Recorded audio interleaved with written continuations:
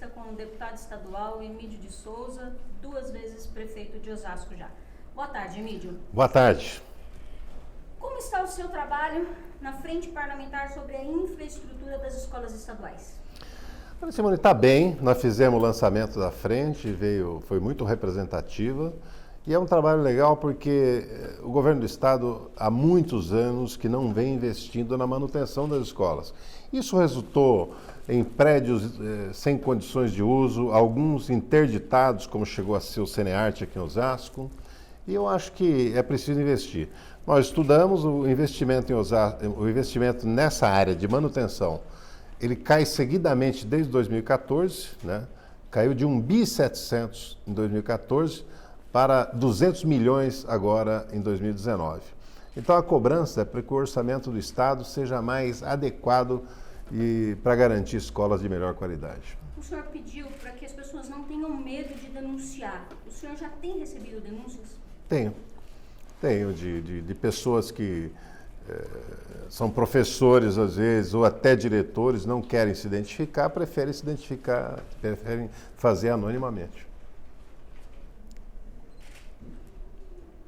Tem saído na imprensa que o senhor se reuniu com o prefeito Lins, o atual prefeito Lins. É verdade essa informação? Ele me convidou para tomar um café um mês atrás, eu tomei o café com ele, conversamos, é normal isso. Ele é prefeito, eu sou ex-prefeito, me chamou para uma conversa, mas foi uma conversa, de avaliar a cidade, não teve nenhum sentido político ou de aproximação ou de nada. É uma conversa para falar disso, para falar das coisas como estão, né? Foi uma conversa aberta, num local público, para que ninguém levante qualquer dúvida sobre isso. O senhor sai candidato em 2020? Eleições chegando, especulações? Simone, eu estou nesse momento fazendo muito diálogo com a comunidade em Osasco. Muitas reuniões em bairro, ouvindo lideranças, ouvindo população e avaliando essa questão. Muita gente tem pedido para que eu volte a ser prefeito, né? E nós temos um problema que o cenário político de Osasco mudou muito, né? Quer dizer, você teve a primeira eleição que você não vai ter a figura do Celso Giglio, que infelizmente faleceu em 2017, e que ele tinha uma fatia do eleitorado muito grande, né? Nós perdemos o Oswaldo Virgínio o ano passado, né? Lamentavelmente. Então, você tem um novo cenário, né? Que eu acho que nós vamos ter que examinar essa questão. Mas eu tenho uma coisa comigo, né? Eu estou triste com a situação de Osasco, né? Não acho que é natural Osasco estar com essa situação da saúde. Não acho natural que o trânsito no centro de Osasco esteja tão parado como está. Sabe? Não acho natural que a educação não tenha construído novas escolas ou céus como eu construí. E também não acho natural que a urbanização de favelas tenha parado como parou. Nem a sede da prefeitura consegue terminar. Então, eu tenho sido motivado e desafiado e estimulado a aceitar esse desafio, né? Quem o senhor acha que leva os votos de Celso Giglio? Porque a gente tem uma fatia do eleitorado que era Giglio.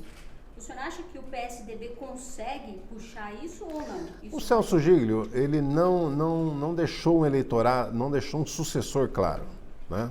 Ele nem um familiar e nem alguém próximo, ele nunca anunciou quem seria sucessor, vamos dizer, herdeiro desse eleitorado. Então, o que está acontecendo é que o antigo patrimônio eleitoral dele tende a se dissipar entre todos os candidatos. Quem o senhor considera nomes fortes para a prefeitura ano que vem? Quem o senhor acha, assim, concorrentes de peso? Porque nós temos várias pessoas falando que vão disputar a prefeitura de Osasco, né? Mas sempre tem os... Mas é muito difícil. Primeiro que não há uma lista definida ainda, né? Eu acho que eu ouço falar de vários nomes, todos respeitáveis, todos em condição de ganhar. E o PT vai entrar na disputa. E vai entrar na disputa com toda a energia, porque nós temos um legado na cidade, nós não somos... Osasco experimentou o PT, aprovou o PT, né? Eu fui reeleito no primeiro turno, depois elegi o Lapas em 2012 e E depois ele saiu do PT, mudou a história, mas assim, o PT ganhou 3 eleições seguidas aqui. Então, o PT... E ganhou porque fez as coisas, né? O PT fez as coisas. O PT fez habitação, investiu em educação, respeitou o funcionalismo, sabe? Meu governo foi um governo que planejou o Osasco 50 anos, mudou. E o grande salto econômico de Osasco foi dado na minha administração. Foi na minha administração que saltou de 25º para 11º. Deputado, então o PT ele vem com candidato a prefeito? Vem com candidato a prefeito. E como o PT está se articulando para isso? A primeira coisa é se unificar internamente. Nós superamos qualquer divergência que havia com João Paulo ou com o deputado Marcos Martins ou o deputado Valmir Pracidelli, o ex-deputado. Nós juntamos todo mundo, todas as alas do PT, e todo mundo está unificado na ideia de que nós temos que nos fortalecer para conquistar a prefeitura em 2020. E vem com alianças de outros partidos? Nós estamos discutindo com outros partidos e temos expectativa que nós faremos uma aliança aqui. Eu nunca gosto de disputar a eleição com chapa pura. Eu acho que é melhor disputar, quando é possível, disputar com alguém, um vice de outro partido e uma coligação mais ampla. Mas vamos lembrar que coligação muito ampla só se faz quem está na máquina, né? Porque ele tem outros instrumentos, né? Ele oferece cargos, né? Dá uma secretaria, promete outras coisas, né? Manipula o que é possível manipular. Então, a aliança pode ser menor, mas a causa e o eleitorado e o legado nosso garante uma disputa, eu acho que uma disputa acirrada em Osasco, né? Quem seria o nome, então, para ver com o PT? Quando o senhor fala uma disputa acirrada, o senhor já tem aí algum tempo. Não, Simone, eu não estou negando. O nome que se cogita hoje no PT é o meu nome, né? E eu estou ouvindo as pessoas para saber se o desejo da comunidade é essa. Estou trabalhando também, evidente, com pesquisas, estou, né, para identificar se há mesmo esse desejo, né? E eu tenho reparado, em dezenas de reuniões que eu já fiz, que esse desejo é muito forte de que eu volte a ser prefeito. E evidentemente que quem é prefeito, ele divide opiniões. Tem parte que gosta, parte que não gosta. Mas, de forma geral, como a aprovação da atual administração é baixa, as pessoas tendem a lembrar de um tempo que Osasco crescia mais, crescia sem parar, e esse foi o nosso governo. Márcio França, tem algumas especulações aí. Existe a possibilidade de apoio do PT à candidatura de Márcio França para prefeito da capital? Olha, nós vamos ter candidato próprio em São Paulo. Também nós São podemos nos juntar no segundo turno, mas ter um pré-acordo para o segundo turno, mas o PT vai ter. O PT governou a capital 3 vezes, né, com Erundina, com Marta Suplicy e com Fernando Haddad, né? E nós vamos ter candidato próprio, porque um partido com esse legado não dá para não ter candidato. Mas nós não refutamos aliança com Márcio França e podemos fazer isso no segundo turno com tranquilidade. O Lula disse na entrevista à Mônica Bergamo, uma entrevista que teve uma repercussão fantástica, que o PT saiu fortalecido das eleições para a presidência e que é um dos partidos mais fortes hoje do Brasil.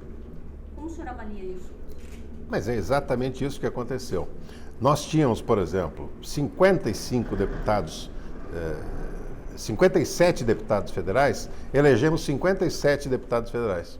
Depois 2 foram cassados por problema jurídico, ou não tomaram posse, e então nós ficamos com 55 deputados. Então, na Câmara, você vê o que aconteceu com o PSDB, ele caiu pela metade, o DEM caiu pela metade, o MDB caiu pela metade. Nós não, nós nos mantivemos do tamanho que era. E na disputa presidencial, né, o Fernando Haddad, apesar de uma campanha muito curta, né, ele fez 45% dos votos, né, o que mostra muita força no país. E eu acho que isso é o que mostra. E governo do Estado, nós tínhamos 4 governos do Estado, temos 4 governos do Estado. Mais uma vez demonstrou muita força no Nordeste. Claro que não é uniforme isso no Brasil. A força do PT varia de regiões a regiões, de região a região. Mas assim, que o PT saiu fortalecido, o presidente Lula tem toda a razão. O senhor chegou a falar que o Lula sofre uma perseguição da Lava Jato, né? De que forma essa perseguição acontece, deputado? Primeira coisa, o presidente Lula foi condenado sem prova alguma. Alguma. Enquanto alguns, né, tinham fartura de provas e não sofreram qualquer condenação, Paulo Preto agora teve já uma das acusações contra ele arquivadas, né? O presidente Lula, que não se provou nada contra ele que foi condenado, né? Todos os argumentos que foram apresentados pela defesa foram desconsiderados, né? Quer dizer, ele agora veio à tona o que nós sempre suspeitamos, com os vazamentos do The Intercept. Veio à tona uma coisa que a gente já imaginava e já falava naquela época. É um julgamento parcial, eivado de questões políticas, sabe, com sentimento político. E o vazamento das conversas hoje só confirma isso. O Moro orientando como que os promotores deveriam, os procuradores deveriam se comportar, combinando o jogo, fazendo referências ao que se faria no Supremo, tudo com um destino, condenar o presidente Lula, né? Quer dizer, era uma sentença que já havia antes do processo. Eles fizeram o processo só para chegar no que eles queriam. E de que forma isso vai ser usado em benefício do presidente? O senhor é advogado do Lula. Não, nós estamos trabalhando e já entramos com muitas medidas nesse sentido. O senhor acredita na anulação desse julgamento? Acredito. Acredita? Acredito porque ele não tem uma corte superior como o Supremo Tribunal Federal. Ele não, se ele for analisar a questão à luz da lei, à luz da Constituição brasileira, à luz, sabe, dos fatos e das provas, ele não tem outro caminho que não seja anular essa condenação do Lula. A verdade é que é uma condenação política. O que se queria mesmo era deixar o Lula fora das eleições. E por uma razão simples. Todas as pesquisas indicavam que o Lula seria o próximo presidente da República, muitas inclusive apontando que ele ganharia no primeiro turno. Então, ele foi retirado da disputa especialmente por isso, por essa razão. É uma razão política. Bom, ativo nas redes sociais com críticas ao Bolsonaro. Como o senhor avalia esse governo? Olha, eu avalio muito mal e perigoso para o país. Entendeu? Perigoso no sentido de que ele é um governo que estimula a violência e o ódio. É um governo que trabalha essa suspeita da ligação com as milícias do Rio de Janeiro. É muito perigoso, né? E, primeiro, não tem crescimento econômico. O Bolsonaro não tem um plano para o país para mudar a vida do povo. Sabe? Tipo assim, quantos empregos vai gerar? Como é que fica o setor de exportação? Ao contrário, ele está tirando direitos, tirou na aposentadoria, tirou na CLT, né? E está privatizando todo o patrimônio nacional. Quer dizer, eu fico olhando assim, um país que tem uma riqueza como o Brasil tem com a descoberta do pré-sal, por que vai se entregar essas riquezas para os Estados Unidos? Né? O Brasil tem que saber explorar isso, como vinha, com tranquilidade. A Petrobras tem experiência nisso. Então, eu acho que o Bolsonaro, e ainda agregado agora a crise do meio ambiente, né? O que vai acontecer com esse país se não for detido o que ele está fazendo na Amazônia, né? Estimulado pelo governo.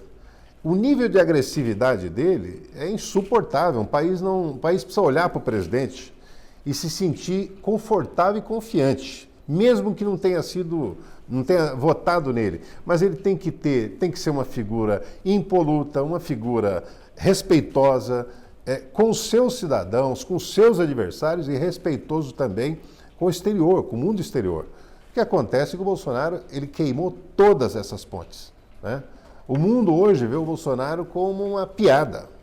Não há lugar no mundo onde ele não vai, que não vai ter um grupo de pessoas protestando contra ele.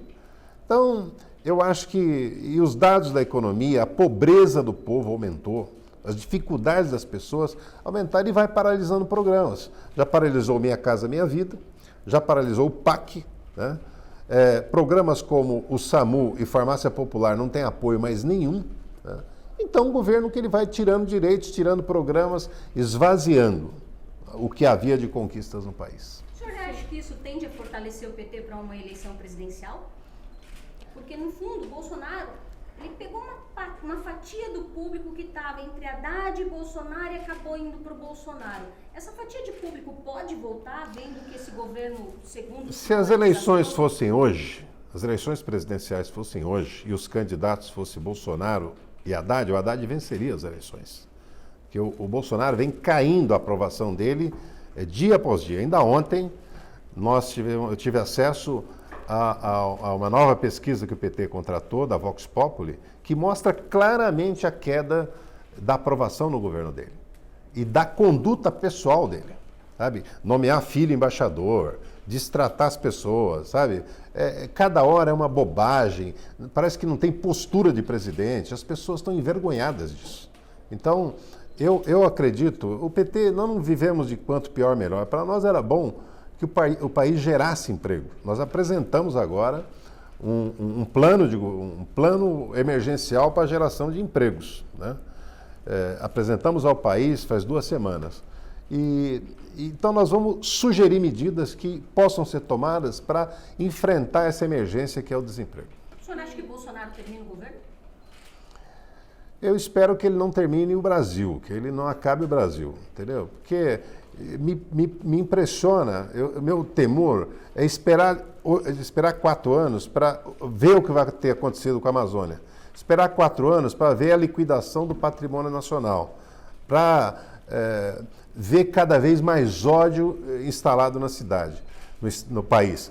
Então, eu espero, sinceramente, se o Bolsonaro não se corrigir, nós vamos ter crise institucional no país, entre judiciário, executivo, entre legislativo e executivo, e nós vamos ter uma instabilidade permanente. E se pode chegar nesse ponto e o Bolsonaro ter que ser substituído, né? Não vamos propor impeachment agora, não vamos propor nada, mas que há um temor na sociedade brasileira com a conduta dele, há. Essa pergunta sua, se ele vai terminar ou não, depende muito mais dele do que dos adversários. E, deputado, vocês fizeram recentemente o Dia Nacional de Mobilização. E daí vocês colocaram em pauta várias questões, como a liberação dos agrotóxicos, o projeto Futurice. Como foi a receptividade desse Dia Nacional de Mobilização e se o PT pretende fazer algum dia semelhante em breve?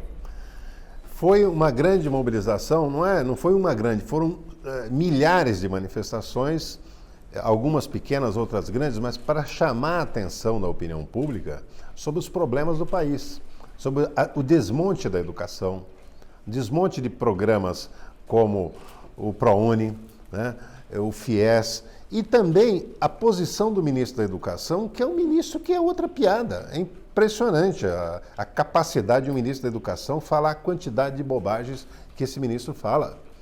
Então, a ideia de que universidade tem que ser cortada, né, privatizada se for possível, é uma ideia que tem que ser enfrentada. Que é tudo que o projeto Futurice defende. Tudo que o Futurice defende. Então, nós não somos contra nada privado, mas claro que nós estamos na esfera pública. Quem é eleito para cuidar da esfera pública, né? Não é para abrir caminho para o mercado entrar e abocanhar setores aqui.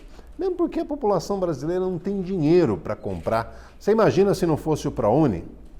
Quantos teriam deixado de se formar em medicina, em direito, em relações internacionais, em psicologia, em qualquer curso? Então, eu penso que o que vem acontecendo na educação, e esse dia foi para isso, foi para chamar a atenção do país para isso, também chamar a atenção para a situação do presidente Lula e fazer as pessoas acordarem. E, deputado, o senhor toda segunda-feira visita o presidente Lula, né? Sim. O que eu queria saber, mais ou menos assim, qual que é a sensação que o senhor tem quando o senhor encontra com ele? Como que ele tem recebido todas essas informações de como está o nosso Brasil? Olha, toda vez que eu saio de lá, eu saio mais revigorado, porque o Lula tem uma energia impressionante. Ele se sente um homem injustiçado, né? Mas ele não está deprimido, ele não está encolhido, não está nada. Ele está muito antenado com tudo que acontece no país, sabe das coisas, orienta posicionamentos, né, do que deve se fazer, o que não deve se fazer. Então ele está muito ativo. Isso é importante. A preocupação número 1 dele é com o Brasil, né? de voltar fazer o que ele sempre fez, que é encontrar as pessoas. Então, para mim, é uma tristeza ir lá e vê-lo naquela condição, um homem que fez o que fez pelo Brasil, né? Vítima de uma disputa política odienta no Brasil. Então, eu fico triste, mas eu saio de lá revigorado. Para a gente encerrar, o que significa Lula ser indicado ao Prêmio Nobel da Paz? Significa o que ele é mesmo. O mundo tem uma admiração pelo Lula. O mundo tem, ao contrário do Bolsonaro, o mundo adora o Lula. A Europa adora Lula. Nos Estados Unidos muita gente gosta, na Ásia, na África, por conta do posicionamento dele sobre as questões do combate à pobreza e da paz, né? Quer dizer, todos os conflitos que ele pôde mediar, Estados Unidos e Irã, na época, o golpe na Venezuela que teve na época, ele ajudou a construir uma solução pacífica. Então ele é um homem de paz. Agora, o que o mundo mesmo repara nele, e o Prêmio Nobel é por isso, é pela ação dele no combate à fome no Brasil, sabe? E também no auxílio no combate à fome na África. Então, isso eu acho que é a razão principal e é a razão da vida dele. É dar um mínimo de dignidade para as pessoas mais pobres. O senhor gostaria de acrescentar alguma coisa? Eu gostaria de dizer que eu tenho escritório, meu escritório de deputado fica aqui na André Manojo, 206. Quem quiser ter contato comigo, pode ligar, pode passar lá, que é um prazer. E também na Assembleia Legislativa eu vou estar lá. Esse é o meu comercial.